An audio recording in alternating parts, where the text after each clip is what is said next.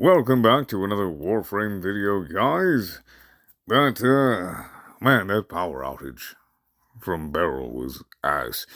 So right quick before we get started, I have the Patreon where I tell stories, so if you'd like to support, my channel and get more content, I'll have it linked in the description below. I also do commissions of any kind, spicy included, anything voice-related. Now, let's get right into this here. So, these are my Archon shard loadouts. Now, you only really need one purple Tau Forged for the, equilibrium effect for energy regain. And I wanted to make a comfortable Gara build, right? This is a comfort Gara build where you can play. You don't have to constantly, every 15 to 20 seconds, be like looking down at your abilities taking you out of combat. That wasn't fun to me. So this is, like I said, a comfort build, but it's a comfort build that does damage, as you will see it later. Now, as you see here from Incarnon, I don't even have a proper stat stick, right? What I have set up here is so that way I get a bit of bonuses to her one, but the weapon itself is actually still usable because I don't have melee crescendo and I hate using stat sticks. That's why I'm going for the 6-10 split instead of going straight 20% status, which is what you want to do. If you're going to use a stat stick, you almost always, for Gara at least, want to go with as much status as you possibly can, because for Incarnon weapons, they will give you base stats. So, her particular one has no crit chance or status chance, and they'll do that. And as you can see here, like I said, I want to actually be able to use this melee weapon as a melee weapon. I don't want to sacrifice an entire weapon slot and it be completely unusable. The hate is really good, and it destroys. And that's why I have what I have on here, a bunch of flat damage, but then also Blood Rush for the weapon itself, not for her one. By the way, I am using that particular melee arcane because I do not yet have Crescendo, but here is the actual build setup here. Now, as I said, this is for comfort, right? So, adaptation helps a lot more, and you can have that on top of having her 90% damage reduction from Shattered Storm. Now, with this, as you can see here, it says 46 seconds. Or 42 seconds, right, for Roar. Well, that's that's actually going to be a lot more. I think it's right at 50 seconds. And as you will see with her Shattered Storm, here, it has a decent duration of 30 seconds, which is kind of okay, but I really wanted to push that. And this is what I came up with, without sacrificing necessary damage, necessary range, or efficiency, because she is energy hungry. Now, what I want to make very, very clear, right, is even though my range is at 190, you can have a minimum of 175. Do not dip below 175 range with Gara. I would like a little bit more, so that's why I have Cunning Drift boosting up the range a little bit more. Now, 160 efficiency does help a lot because she is energy hungry, and having that Umbral Intensify plus Molt Augmented, that brings her up to about 200-ish damage, and that's where you want to sit. So, those two, for this build, at least, are kind of non-negotiable. The range, you can fuck with a little bit, down to 175, but, yeah. And the duration, that's for me. That's what I like. So if you're like me, you like to be able to kill a lot of stuff, but you don't want to have to constantly be always taking your mind off of combat and looking down at your skills, that's why we have that. And Shattered Storm is not useless. What it does, and it doesn't say here, is that it actually debuffs the enemy after you, break your Vitrify onto them. Fucking debuffs them for your very next hit. But only your very next hit. But it is also useful for a bit of crowd control, that as well. It looks cool. I like to have it on there, personally, myself. Now, if you wanted to tweak this a little bit, you can. You can go ahead. Maybe you can take out Prime Flow and give her more shields, or more health, or whatever you wanted. This isn't like a super strict, you have to follow it exactly if you want to have a good time with Gara, and you're not like a sweaty meta player, or whatever. Like, use my build, look at it, tweak it to your heart's content. Truthfully, I made this build for me, because I was getting so frustrated with the other builds. But I found out that what I did actually works pretty well for just having a good time, for having fun. And that is the main thing that we want to do here, is have fun and be able to kick ass. And I put Brief Respite in there because, well, it's always good to have a little bit of extra survivability, even though we have two 90% damage reduction mods, essentially, with Adaptation and then her Shattered Storm, once it builds up with Molt Augmented. And hey, you know what? If you don't have any problem with how low and how constantly you'd have to be always refreshing her Shattered Storm with Vitrify, you can take out Molt Efficiency if you really want. If you really want. But like I said, this is more so a template, you know, for you guys to work off of, to be comfortable. And this, it's the exact same build. It's just a Verglass setup, you know. If you want to take a look at it, you can. But I just added it because, well, I am using DethCube, so, yeah. Because I like DethCube personally. You don't actually even need the energy generator, but if you did want it for a little bit of extra peace of mind, you can. By the way, that casting speed Tau Forge shard that you saw, I highly recommend having that, because it does just, it's a quality of life thing. The 3 duration shards, again, it brings my shit up to 50 seconds on Roar whenever everything is up to where it's supposed to be. It brings her Shattered Storm to 38 seconds.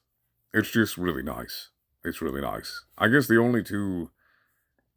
Yeah, actually, I guess the only mandatory thing, since we're not running Equilibrium or Arcane Energize, because there are better Arcanes, would be the purple Talfi. Yeah, the purple Talfi for energy regain. Because that's enough. You're going to be killing loads of people here. You're not going to have to worry about that. So, there's going to be plenty of energy drops. The one thing, though, I will say, that if you are going to run that instead of Energize or the regular Equilibrium setup, it is best to still have Synth Deconstruct on your pet, so that way it works like a pseudo-Equilibrium setup. There's not a lot of must-haves for Sentinels, so, I mean, you'll definitely have the mod space. Now, we're gonna get in here, and we're gonna see. And look at the bottom, my energy, right? I don't have preparation, but you have plenty of energy to hit up Roar, and then her Shattered Storm, and then you start killing people. And because you have higher duration, you don't have to worry about running out of energy for your initial stuff, because look at that, I'm already getting energy. And it's just good. And see, that attack speed is nice, it's decent, it's pleasant, it's not super slow like a lot of scythes and hammers are. That's why I like it. And because I don't have melee crescendo, that's why I was, you know, using secondary and primary dexterity. Because I don't have melee crescendo right now, and I'm just trying to show you guys what it can do at 12 times combo. And it can do a lot. It can do a lot. And remember, this is a subpar, non-meta, exalted or pseudo-exalted build for Gara. That's mainly based around comfort. But she's just really good at damage, like, bam. Look at that. Everybody around her, dead. Done. And the ones that survived, debuffed. Bonk. It's great. It's phenomenal, honestly. And here in just a second, I'm going to show you, like, look at that. And we're already, what, like a minute in, we're already at, we just breached 110k worth of damage with her shit. I mean, this is Steel Path on mod. and she's just smashing it all. I was just standing there and the Shattered Storm was taking care of that Exodus. So you don't need to have super sweaty meta, you don't have to sacrifice your comfort with Gara. You're not forced to use whatever Kubro it is that makes you invisible constantly for survivability. You can have actual, just straight up survivability with Gara. Now, can you take this into level cap? I have no idea. I don't have the 3 to 4 hours to actually run an endless mission all the way up to level cap. If you want to do it yourself, hey, go right ahead and link me the video and send it so that way I can see about up to what point it's actually viable to. That would be great. I would love that, to be honest, to have a real proper stress test. But I simply can't because I've got a lot of other work outside of Warframe stuff. But very soon, after you start building her up, you can just walk into enemies and they'll die. Which, however, without melee crescendo, is a bit of a problem. That is the one thing. If you don't have melee crescendo on this, and you do want to do, like, some serious damage with her, you're going to have a problem. Because you're going to be instantly one-shotting everything, Eximus included, because of her damage on her Splinter Storm. Which means you're not going to be able to actually hit anything to maintain your 12 times combo without crescendo. That is the one downfall of this build. Which, like I said, it's best to have it. So try to run Archimedia and get it and max it out. Because it's just constant 12 times multiplier. Fucking phenomenal. Absolutely ridiculous. Constant damage all the time. And now Acolyte damage. Let's have a look-see. Mania. Oh, no, wait, thanks, my bad. I just hate Mania that bad. Look at that. I could literally just stand there already.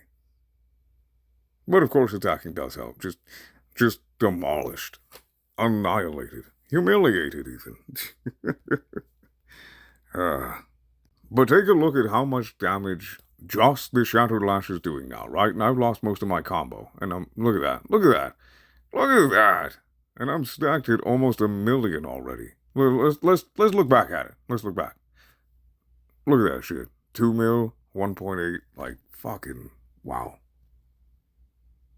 Just, my gosh. This is definitely not a slouch of a build. That is for certain. Now, this is something I really want you to pay attention to, right?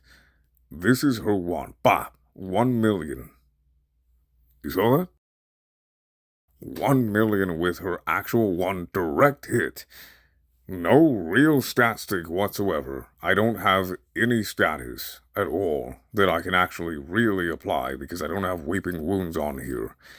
None of that stuff. I've not got her, like, crazy decked out or anything in terms of, like, super hyper meta. I don't have the Ceramic Dagger. None of that stuff. And I'm hitting for big numbers, like hard numbers, right? And most of us are not going... There's Mania's bitch ass. Or Malice? No, yeah, that is Mania. There we go. It's kind of hard to tell while I'm recording. But those big numbers, no super hyper meta sweaty setup, having a good time, having good duration, really good efficiency. I mean, just get shredded.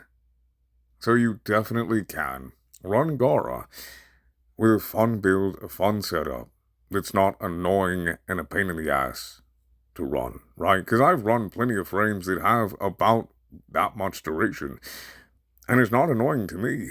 Maybe you don't like frames at all that have any kind of duration, and, well, in that case, you won't be playing Gara or a lot of other frames in the first place, but if you're here, it's so that way you can have more fun with Gara and still be able to smash it to pieces. That's what this video aims to do, is to help you figure out how to do that for your own specific playstyle. Well, I do hope this helps, and I hope you guys have fun, and are able to enjoy Gara, more so, because of this. If you liked the video, be sure to leave a like, as it helps with whatever kind of bullshit YouTube is on. Thanks for watching, and I'll see you guys in the next video.